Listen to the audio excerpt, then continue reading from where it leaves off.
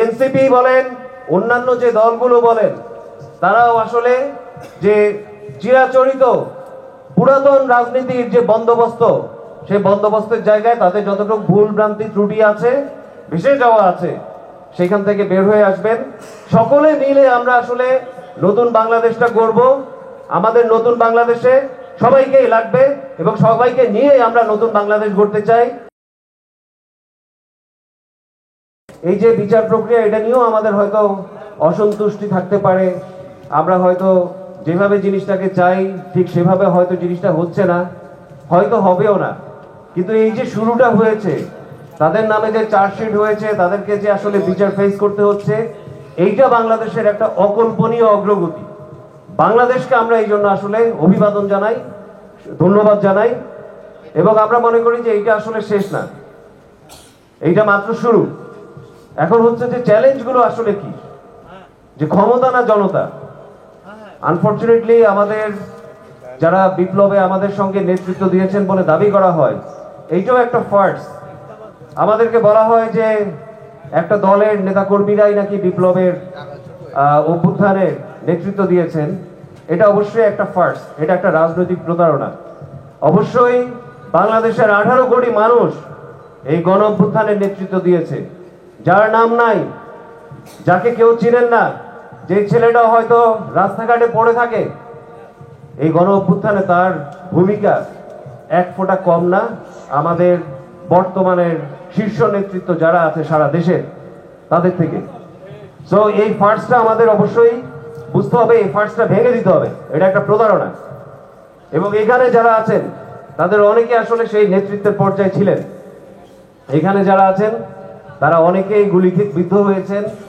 ওই যে একজন ভাইয়ের কথা আমরা শুনলাম, যিনি মানে ভয়াবহ রকমের আহত হয়েছেন। তো এরকম অনেক গল্প কাথার মাধ্যমে আমাদের এই অভ্যুত্থান, কিন্তু আমরা দেখলাম কি ভাই, মানে বিপ্লব আমরা দাবি করি অনেকে, কেউ কেউ, বিপ্লব আর বিলাস কিন্তু এক জিনিস না। বিপ্লবের সঙ্গে বিলাসের সঙ্গে আপনি যদি চলেন, একসঙ্গে মেলানোর চেষ্টা করেন, আপনি বলেন যে আপনি বিপ্লব করবেন, করেছেন, আবার আপনি একটা খুব বিলাসের মধ্যে ডুবে গেছেন, আপনি একটা লুটপাটের মধ্যে ডুবে গেছেন, আপনি একটা যে পুরাতন যে বন্দোবস্ত, নতুন বন্দোবস্তের কথা বলে আপনি আসলে সবচেয়ে বেশি পুরাতন বন্দোবস্তের দিকে দেশকে ঢেলে দিতে চান। এইটা আরেকটা রাজনৈতিক ফার্স্ট, আমাদের সঙ্গে আরেকটা প্রতারণা। আমরা মনে করি যে আমাদের এখন আসলে ঐক্যের সময়, আমাদের আসলে এখন নতুন বাংলাদেশ গড়ার সময়। এবং নতুন বাংলাদেশ, আমি আসলে এখানে বিএনপি কে বাদ দিয়ে, এখানে জামাতকে বাদ দিয়ে, এখানে এনসিপি কে বাদ দিয়ে, কাউকে বাদ দিয়ে আমরা আসলে নতুন বাংলাদেশ গড়তে পারবো না। সবাইকে আমাদের লাগবে। কিন্তু তাদের আসলে আকাঙ্ক্ষার জায়গাটা কোথায়? আমরা গত 1 বছরে বিএনপির এর আগের যত অর্জন, যত ত্যাগ তিতিক্ষা, সবকিছুর প্রতি সর্বোচ্চ রেসপেক্ট জানাই বলছি, গত 1 বছরে ওনাদের যে ভূমিকা, এটা আমাদেরকে খুবই আশাহত করেছে। জামাত গণ অভ্যুত্থানের পরে খুবই দায়িত্বশীল একটা আচরণ করছিলেন, কিন্তু দেখা গেল কি ডাকসু নির্বাচনের পরে তারা একেবারে একটা মানে আমি বলবো যে 180 ডিগ্রি রকমের একটা, যেটা আসলে দায়িত্বশীলতার রাজনীতি, তার একদম বিপরীত একটা অবস্থা দিয়েছেন।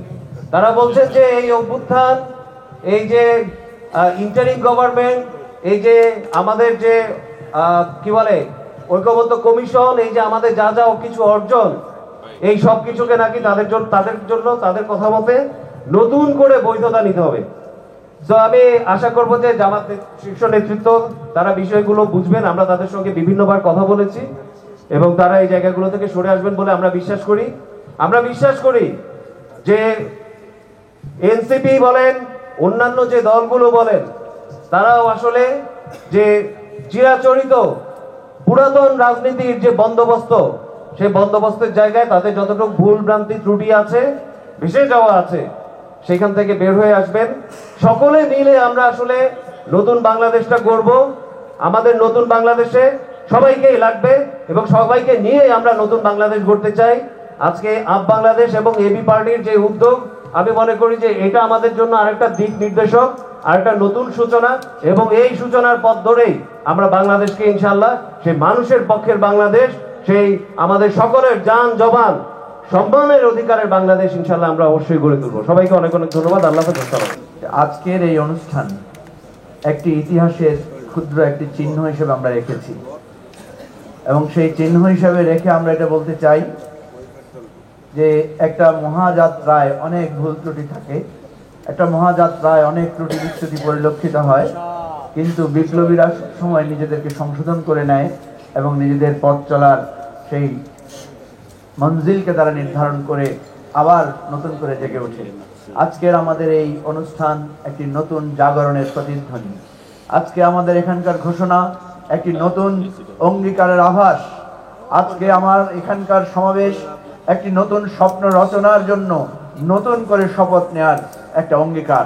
প্রিয় ভাই ও বন্ধুগণ, আমরা আবারও বলছি, আমাদের ঐক্যের ভিত্তি হবে জুলাইয়ের আকাঙ্ক্ষা, আমাদের স্বপ্ন হবে সামনের দিকের বিপ্লবের প্রতিধ্বনিত করব আমরা সেই স্লোগানগুলোকে নিয়ে, যেটা আমাদের শহীদেরা রক্ত দিয়ে জীবন দিয়ে তারা এটা প্রতিষ্ঠা করেছেন। আমরা এতদিন ধৈর্য ধরেছি, অবলোকন করেছি, আমরা অবজার্ভ করেছি, পর্যবেক্ষণ করেছি। এখন আমরা জুলাইয়ের সকল শক্তিকে ঐক্যবদ্ধ করব।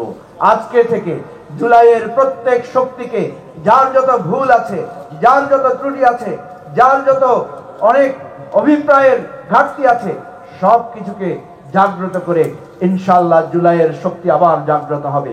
রাজপথে রাজপথে আবার আমরা সেই স্লোগান তুলব, যেই স্লোগান আবু সাইদকে দুহাত প্রসারিত করে জীবন দিয়ে বাংলাদেশকে মুক্ত করতে শিখিয়েছে। আমরা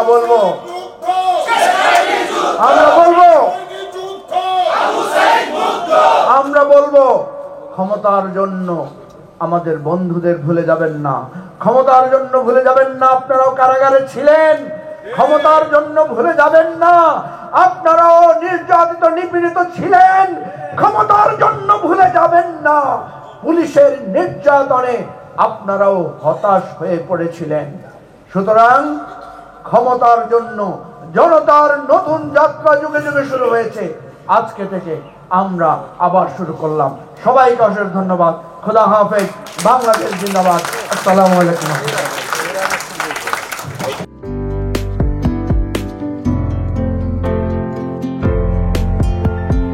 পহেলা জানুয়ারি 2025 ইউটিউব জার্নালিজমের অগ্রদূত changetv.press 6 বছর পেরিয়ে পা রাখল গর্বিত সাথে। আমি অত্যন্ত আনন্দিত হলাম যে চেঞ্জ টিভি আগামী কয়েকদিনের মধ্যেই 6 বছর পূর্ণ করবে। আর হাঁটি হাঁটি পা পা করে চলা শুরু করে এখন সে বেশ দৌড়াদৌড়ি করছে বলা যেতে পারে। ও নামটাও অত্যন্ত বলবো যে সিগনিফিক্যান্ট, যে চেঞ্জ, এই গণঅভ্যুত্থান কিন্তু চেঞ্জেস। সেই হিসেবে তোমার টেলিভিশনের, তোমার এই চ্যানেলের নামের একটা যথেষ্ট মিল পাওয়া যায়। আমার প্রত্যাশা যে এই গণঅভ্যুত্থানের যে প্রত্যাশা, যে আশা আকাঙ্ক্ষা, চেঞ্জ টিভি সেটিকে এগিয়ে নিয়ে যাবে। তোমাকে শুভেচ্ছা। চেঞ্জ টিভি যারা সম্পৃক্ত আছেন, যারা কর্মী আছেন, সামনে পেছনে সকলকে আমার শুভেচ্ছা। changetv.press এক ফোঁটা হলুদ নেই। Online TV channel change TV 6 বছর ধরে ওনারা কাজ করে যাচ্ছেন। ইতিমধ্যে জনগণের হৃদয়ে স্থান করে নিয়েছেন। প্রায় 22 লাখ সাবস্ক্রাইবার আছে। আর যে কোনো অনুষ্ঠান 10 লাখের মতো মানুষ এটা প্রতিদিন মানুষ দেখে থাকে। আমিও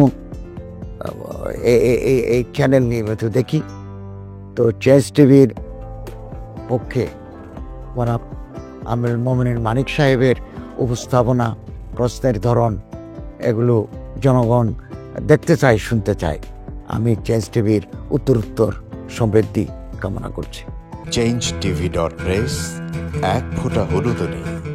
চেঞ্জ টিভি, তো আমি তাদেরকে আমার অসংখ্য শুভেচ্ছা জানাচ্ছি, কারণ তারা যে ভূমিকা রেখেছে এই সময়, একটা কঠিন সময় ছিল, সেটাতে যেমন ভূমিকা রেখেছে, এমনকি 5ই আগস্টের পরে নতুন বাংলাদেশেও তারা তাদের সেই তীক্ষ্ণ একটা সমালোচনামূলক এবং যেটাকে আমি গঠনমূলক বলব, সেরকম একটা ভূমিকা রাখছেন। তো সেক্ষেত্রে আমরা মনে করি যে এই ভূমিকা আমাদের দরকার, আমরা চাই এটা থাকুক এবং আরো যেন সমৃদ্ধ হয়। নতুন বাংলাদেশ নির্মাণে আমরা চাই যে চেঞ্জ টিভি যে সমালোচনাগুলো করছে বা যেগুলো আমরা তুলে ধরছেন সেটা এমন করে করবেন যেন আমরা সেখান থেকে শিখতে পারি এবং সবাই মিলে যেন আমরা নতুন বাংলাদেশকে সত্যিকার অর্থে বৈষম্য বিহীন একটা সমাজ গড়ে তুলতে পারি, সেটা আপনারা সহজ চেষ্টা করুন।